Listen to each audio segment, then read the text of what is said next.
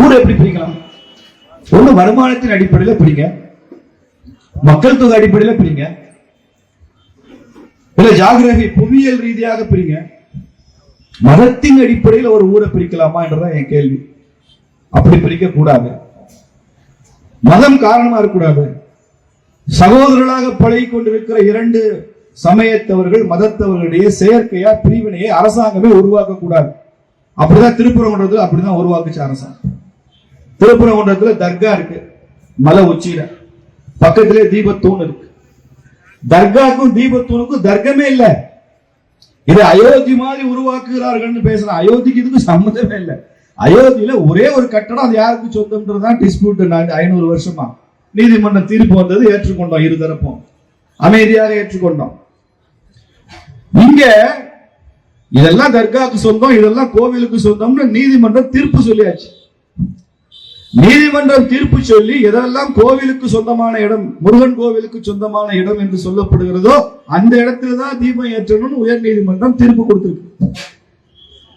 கார்த்திகை தீபத்தன்றைக்கு நம்ம கோயில், நம்ம சாமி, நம்ம மலை, நம்ம தீபம், நம்ம முருகனுக்கு நம்ம கார்த்திகை தீபம் ஏற்ற முடியாத ஒரு அவல நிலை இன்னைக்கு இருக்கா இல்லையா?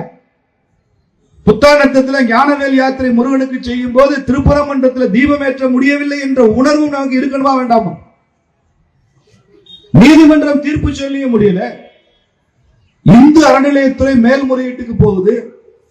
2 நீதிபதிகள் கொண்ட அமர்வுல நீங்கள் தீபம் ஏற்றணும்னு மேல்முறையீட்டுல சொல்றாங்க நீதி அரசர்கள். அதையும் நாங்கள் ஏற்றுக்கொள்ள மாட்டோம், மறுபடியும் நாங்கள் மேல்முறையீட்டுக்கு போவோம்னு அரசாங்கம் சொல்லுது.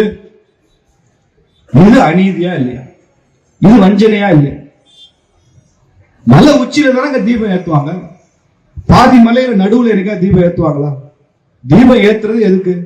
மலை உச்சியில தீபம் ஏற்றி வழிபட்டா அந்த ஊருக்காரனுக்கு மாத்திரமல்ல, சுத்துப்பேட்டில் இருக்கிற ஒரு 10-15 கிலோமீட்டருக்காரனுக்கு அந்த தீபம் தெரியும். அங்க இருந்து ஜோதியை வழிபடுவாங்க. அப்படிதான் திருவண்ணாமலையில கார்த்திகை தீபம் ஏத்துறாங்க.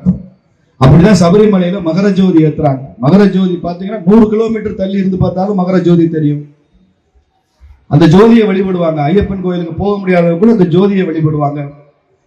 பாதி மலையில எங்கேயாவது ஏத்துவாங்களா? உச்சியில தானங்க தீபம் ஏத்துவாங்க. இந்த அடிப்படை புரியல எந்த அறநிலையத்துறைக்கு. இந்த கேள்வி கேட்டா நீங்க வகுப்புவாதின்றான், நீங்க இந்து வெறியர்ன்றான். என் மலையில என் சாமிக்கு ஏன் தீபம் போடுறதுதான் வகுப்புவாதம்னா நான் வகுப்புவாதியாகவே இருந்து கொள்கிறேன்னு சொல்றேன். நாங்க வகுப்புவாதி தான், நீ வேணா செக்குலரா இருந்துட்டு போ. இது என்ன லாஜிக்? இது என்ன மாயம்? இது ஏன் புரியல இந்த அரசாங்கத்துக்கு? நாங்க என்ன கேட்கிறோம்? 10 நிமிஷம் வேலைங்க, 2 லிட்டர் நெய், ஒரு தீப்பெட்டி, வேலை முடிஞ்சு போச்சா? எழுச்சிட்டு போயிருக்கலாம். கேட்டா நீதிமன்றம் சொல்லிச்சுன்னு சொல்லிட்டு போயிருக்க வேண்டியது. நீதிமன்றம் சொல்லிச்சுங்க, ஏத்திட்டோம். யாரு மறுக்க போறான்? யாரு மறுக்க போறான்? தீபம் ஏற்றுவதற்கு யாருமே அப்செக்ஷன் கிடையாதுங்க. எந்த கட்சியும் அப்செக்ஷன் இல்லை, விதிவிலக்கா சில கூட்டணி கட்சிகள் தவிர. அது விடுங்க, அது ரொம்ப பேசின அரசியல். நான் ஒரு ஹிந்துவாக என் மன குமுறலை இங்கே சொல்றேன். என் உள்ளத்து ஆதங்கத்தை உங்களிடம் பகிர்ந்து கொள்கிறேன். அப்ப இன்னைக்கு இப்படி ஒரு தமிழ்நாட்டில் இத்தனை சதவீத மக்கள் முருக பக்தர்கள் இருக்கிற இடத்துல, தமிழர்கள் இருக்கிற இடத்துல, இந்துக்கள் இருக்கிற இடத்துல என் கார்த்திகை தீபத்தை நான் ஏற்ற முடியலன்னா என் எதிர்காலம் எப்படி இருக்கும்? இன்னொரு 50 வருஷம் கழிச்சு என் நிலைமை எப்படி இருக்கும்? பயம் வருதா இல்லையா? எனக்கு, உங்களுக்கு பயம் வருதா இல்லையான்னு தெரியல, எனக்கு பயம் வருது. என் எதிர்காலம் எப்படி இருக்கும்? என் பேரம்பேத்தி காலத்துல நிலைமை எப்படி இருக்கும்? அன்னைக்கு அரசாங்கம் என்ன சொல்லும்? அன்னைக்கு நீதிமன்றம் என்ன சொல்லும்? அன்னைக்கு பத்திரிகைகள் என்ன எழுதும்? இந்த பயம் இருக்கு. நான் வந்தேன், நான் வாழ்ந்தேன், நான் போனேன் என்பதல்ல வரலாறு. எனக்கு அப்புறமும் இந்த பண்பாடு, இந்த பாரம்பரியம், இந்த இந்து தர்மம் வாழ்வதற்கு வாழ்ந்தேன் என்பதான வரலாறு. நான் வந்துட்டு போனேன், எல்லாம் போகத்தான் போறோம். நீ போகத்தான் போற, நானும் போகத்தான் போறேன், முன்ன பின்ன போவோம், அவ்வளவுதான். இந்த தர்மம் இருக்கணும்ல.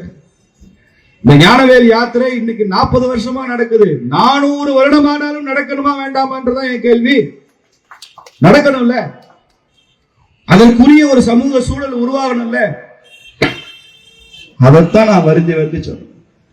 இந்துக்கள் எந்த மதத்திற்கும் எதிரானவர்கள். இந்த நாட்டில் எல்லா மதங்களுக்கும் சம உரிமை உண்டு என்று சொல்லுவார்கள். ஒரு இந்துவுக்கு இந்த தேசத்தில் என்னெல்லாம் உரிமை இருக்கிறதோ அத்தனை உரிமையும் இஸ்லாமியர்களுக்கு உண்டு, கிறிஸ்தவர்களுக்கு உண்டு.